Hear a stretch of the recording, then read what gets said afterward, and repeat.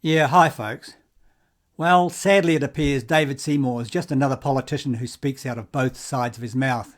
In Ashburton the other day, he exposed his true colours when he sided with cancel culture over free speech. He reminds me of that turncoat Winston Peters, who said anything to get elected and then teamed up with the communists. Anyway, today I'll start this off with our dear leader, who, by the way, I believe is losing ground over this hate speech debacle, because moderate lefties aren't buying it either.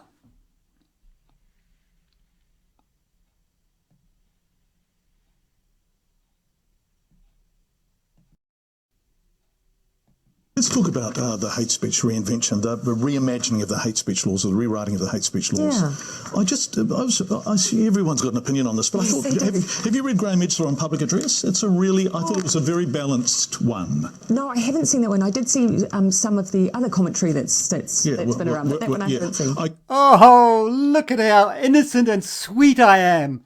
The sweet and innocent communist I am. Okay, I'd be more confident if the government was clear about its intentions. The most obvious concern is that the government has not been clear about what it thinks the law will actually ban. So, tell me, what will the law actually ban that is not banned now? The kind of language that actually the very straightforward answer for that at the moment, we don't cover anything that's to do with religion. So the kind of language that the Royal Commission of Inquiry Here she goes, blaming someone else. established during its inquiries, and it lists some of those in the report, particularly around those that would identify themselves as white supremacists. Only white supremacists. Let's not mention Maori supremacists, or dare I say it, Islamic supremacists. Because our hate speech laws, which have been around for about 50 years, currently cover predominantly race and ethnicity. So religion or hate speech, or what I would describe as extreme speech based on religion or sexuality, is not covered. And so first and foremost, our proposal is to expand who would be covered, and we're asking people's opinion on that. The second thing is that the Royal Commission, when they were proposing that, looked at some of the current language. Current language uses things like ill will and hostility. They've proposed using the word hatred, just because in their view it's clearer, but they also believe it narrows it. Do you believe it's clearer? Oh, I do, okay. I do. Ill will and hostility, those are difficult words to, I think, put a legal interpretation around. And somehow hatred is? I just want to pick up on one of the words, opinion. So if we go to top page... Political opinion. Yeah, the government has agreed in principle to all of the proposals listed below. This is on top of page 4. Then it says this may include some or all of the other grounds in the Human Rights Act, and then these are listed in the appendix. So what is listing there is all of the grounds in the Human Rights Act. Exactly. So sex, marital status, religious belief, ethical belief, colour, race, ethnic or national origins, disability and age.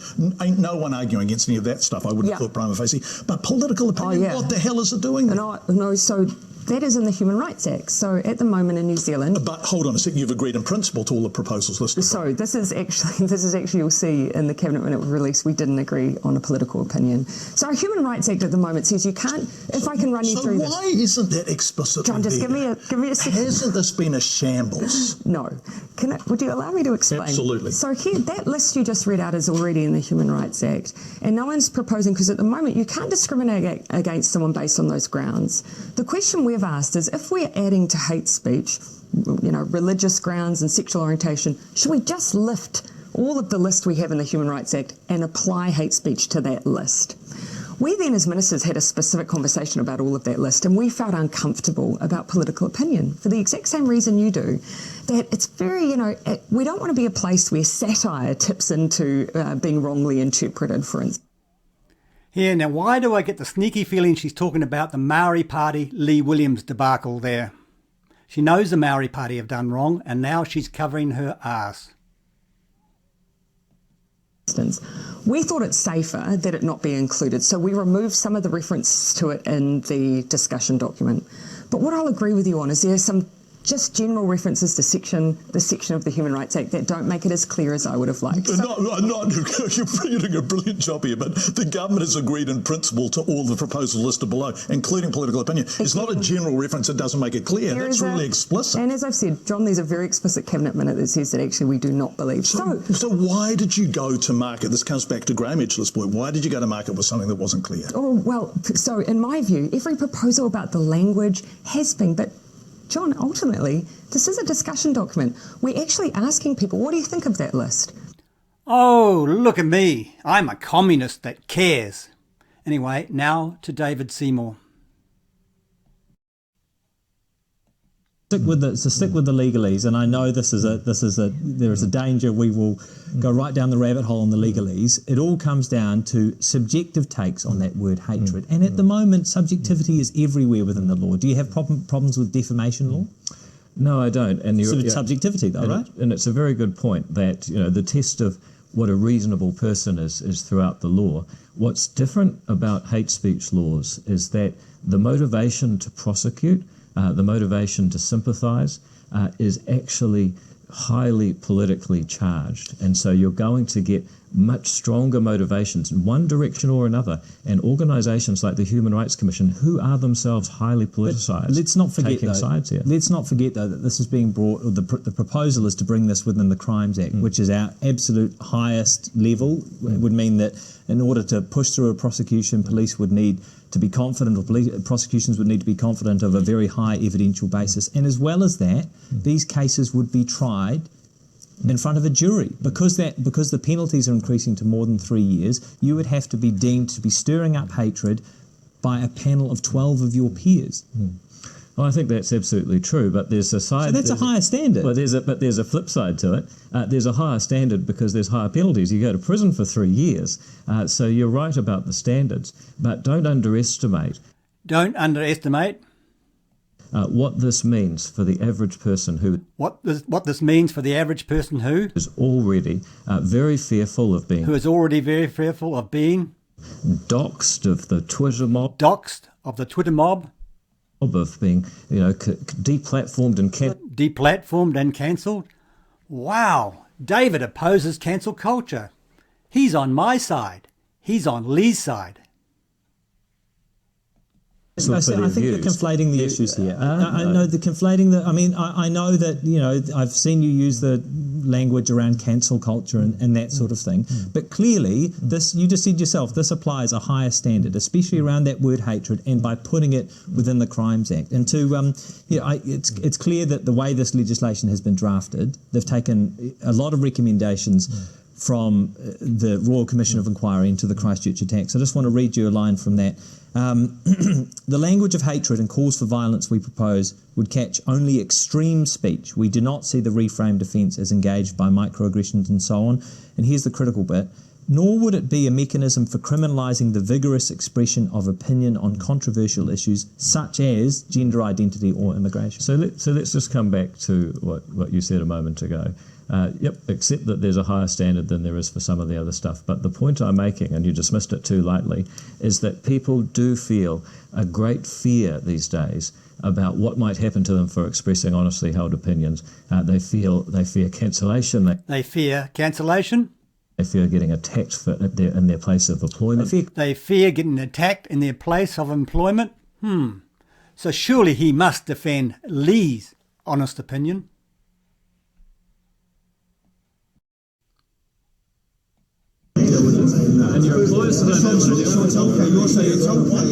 So you're saying it's okay if 10,000 people sign a petition to have a man sacked from his job and destroyed and cancelled? You're saying that's okay. Well, you might want to ask yourself why they've done it. You might want to ask yourself why they done it, he says. No, David, you might want to ask yourself why they've done it. They've done it to cancel Lee, to silence an opposing view, an opposing opinion. Nothing more, nothing less. Well, you're saying it's okay for him to... What does it say on there? Freedom. It's my freedom. It's not freedom to make you be your bank. It's not freedom to make people employed. It's their freedom to destroy my life. Are you saying that? No, people make choices. You've made your choices. I was expressing my freedom. I'm a YouTuber. I say things that you're... Oh, no. Have I been arrested? Have I been charged? Have I been arrested? Have I been charged?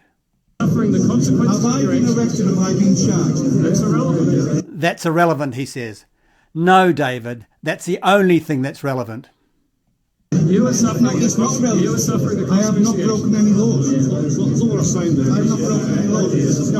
Hey, people, I'm crossed the Rubicon. Lee Williams, who's 5 missed job from his job, and this man here is not defending freedom. He's a bloody fraud.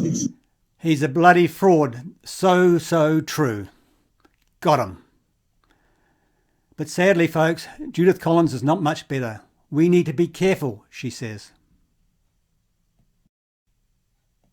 Yeah, it's a pretty contentious issue, and I think one of the things that we'd have to look very carefully at that. So I think it's from memory, Section 82 of the Crimes Act already has an offence to incite violence or for violence or hatred against various groups within the community. So there's already an offence in the Crimes Act. I think there's one of the issues that many of us would be concerned with, and that would be a UK-style law on that. We'd have to be really careful about that, because the last thing we want to do is to think that criminalising speech is going to stop radical action and violence. So we're just going to be really careful.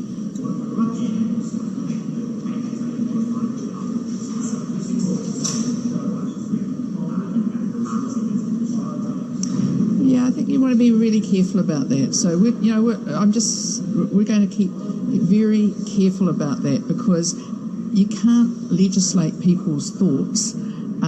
That's really clear. And what is really important is we wouldn't want to drive underground thoughts or statements that could then lead to further action, which is the actual violence. So we'll be really careful about it. So, we'd have to consider that very carefully. Wow. Very waffly indeed. She's half in and half out.